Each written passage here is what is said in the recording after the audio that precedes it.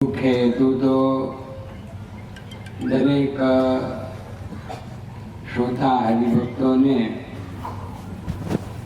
સારી રીતે કથા વાર્તાનું શ્રવણ થાય અને સાથે સાથે ઠંડક પણ પ્રાપ્ત થાય એ હેતુથી આ કાર્ય કરવામાં આવે છે. આ મંચ ઉપરથી પૂજ્ય પ્રમુખ સ્વામી મહારાજ, પૂજ્ય મહંત સ્વામી મહારાજ, પૂજ્ય ડૉક્ટર સ્વામી એ બધાનો ખૂબ સત્સંગ લાભ આપણે સૌએ પ્રાપ્ત કર્યો છે અને એ સત્સંગ લાભથી જ આજે અમદાવાદની અંદર આટલો બધો સત્સંગનો જે વિકાસ થયો છે એની પાછળ આપણી બધી સભાઓ છે. ખાસ તો આપણે જોઈએ કે શ્રીજી મહારાજે પ્રથમના પહેલા વચનામૃતમાં આપણને વાત કરી કે કઠણમાં કઠણ સાધન અને કઠણમાં કઠણ પ્રાપ્તિ શું છે એ વાત આપણને સમજાવી.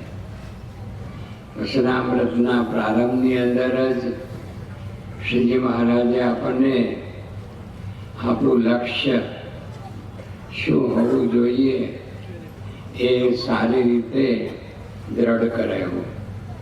કારણ કે આપણે જોઈએ તો આ જે વાત છે કઠણમાં કઠણ સાધન તો આ ભક્ત સમાજમાં બધા અનંત સાધન આપણે કરીએ છીએ અને કઠણમાં કઠણ પ્રાપ્તિ કહેતા છેલ્લી પ્રાપ્તિ સાક્ષાત પુરુષોત્તમ નારાયણની પ્રાપ્તિ, એમના અક્ષરધામની પ્રાપ્તિ, એને માટે મહારાજે પ્રથમના પહેલા વચનામૃતમાં આપણને નિર્દેશ કર્યો. અને એની સાથે આપણે જોઈએ તો અંત્યનું છેલ્લું વચનામૃત, ત્યાં શ્રીજી મહારાજે આપણને માયાની વાત કરી. માયા શું છે? તો મહારાજ પોતે બોલ્યા કે અહમ મમત્વ રૂપી માયા, હું ને મારું.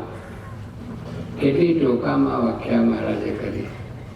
ઘણા બધા વિદ્વાનો વેદાંતિઓ કલાકો સુધી માયા ઉપર એ વાત કરતા હોય છે, પણ મહારાજે બે શબ્દોમાં હું અને મારું એ માયા, અને મહારાજે આપણને આજ્ઞા કરી કે હું ને મારું ટળી ગયું છે અને ભગવાનમાં અતિશય પ્રીતિ છે એવા જે સંત, એ સંતનો સમાગમ આપણે કરવો, એવા સંત સાથે હેત અને મમત્વ એ આપણે રાખવું, તો એનાથી આપણું આત્યંતિક કલ્યાણ એ આપણે પ્રાપ્ત કરી શકીએ છીએ.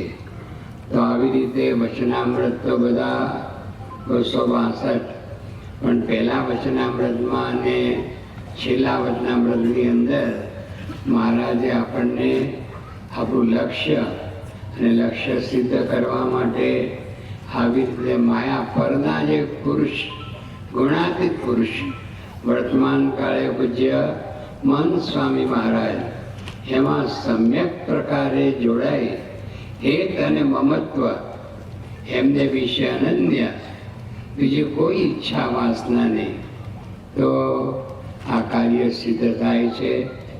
તો આ પ્રસંગે આપણે શ્રીજી મહારાજ, ગુણાધાન સ્વામી અને શાસ્ત્રીજી મહારાજ, યોગીજી મહારાજ, પ્રમુખ સ્વામી મહારાજ, મહંત સ્વામી મહારાજને પ્રાર્થના કરીએ કે આપણને સૌને એવા રૂઢ આશીર્વાદ આપે અને આપણે આ કાર્ય સિદ્ધ કરીએ અને આ રીતે આપણી આ સત્સંગ સભાની અંદર પણ આપણે એકદમ એકાગ્ર ચિત્તે કથા વાર્તા સાંભળીએ. એ બહુ મહત્વનું છે. અંદર વાત કરીએ કે બીજું કંઈ કરીએ તેનાથી આપણને લાભ ન થાય.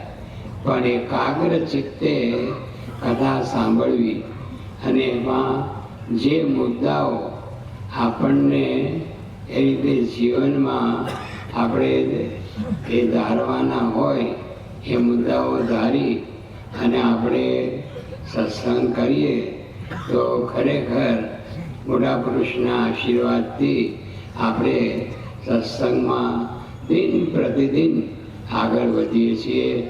તો મહંત સ્વામી મહારાજને પ્રાર્થના આપણને સૌને એવા રૂડા આશીર્વાદ આપે કે આ સભા મંડપની અંદર કથા વાર્તાનો લાભ લઈ અને આજે આપણું ધ્યેય છે એ આપણે સિદ્ધ કરીએ એ જ પ્રાર્થના. જય સ્વામી.